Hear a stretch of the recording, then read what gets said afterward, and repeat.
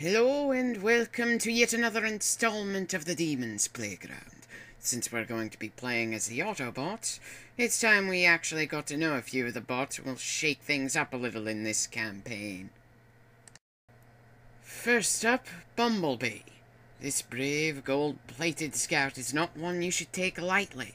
He may not be the biggest or the strongest, but he's one of the most determined bots around, and the most likely to jump in front of a shot aimed at someone else. A little crazy considering the fact that frequently the guy he tries to save is bigger and better armoured than him. But you can't fault him for bravery. In all of his incarnations in Transformers, he tends to be the one who interacts the most with the humans. It'll be interesting to see how much weight he can carry in this game, considering the fact he doesn't have any humans to bounce off of. And in War for Cybertron, at least, he doesn't take an injury that removes his ability to speak.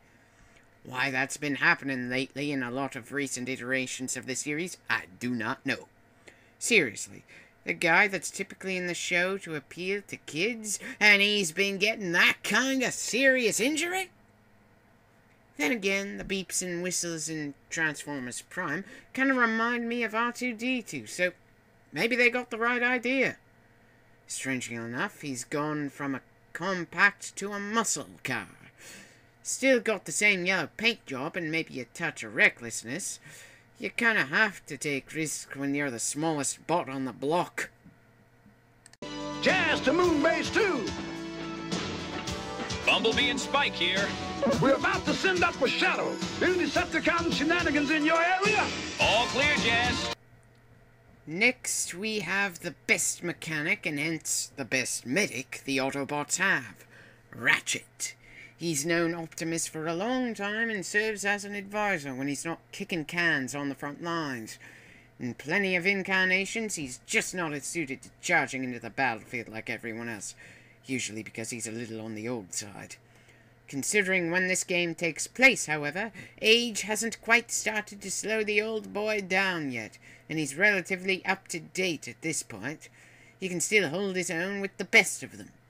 Though I'm not entirely sure why the game gives him a British accent. Not complaining. I like the voice in the game, just an observation, considering the fact it's never been like that in any of the previous iterations. Considering his role in the Autobots, it's no surprise he tends to transform into an ambulance. Not going to pull any footage of him from the old movie. He has even less screen time in it than Bumblebee. Now, for one of my personal favourites, Ironhide. This guy may be a hothead, but his heart, well, spark, is always in the right place. He's an old and ornery bastard that's willing to get into the thick of it. I think he's learned over the years, though, that going off half-cocked is just going to get you shot in the arse. Really, there's no one better to have at your side. He's transformed into a lot of things over the years, from a Nissan Vinette to a pickup truck to an African elephant. Yeah, it's pretty tough to take this guy lightly. Wish I could say more about him, but he wasn't a character with any hidden depths as far as I could tell. Every time I look into a monitor, Prime, my circuits sizzle. When are we gonna start busting Deceptichops? That's all for now. I'll get a couple of other Autobots mentioned as the missions go on and they start to number up a little.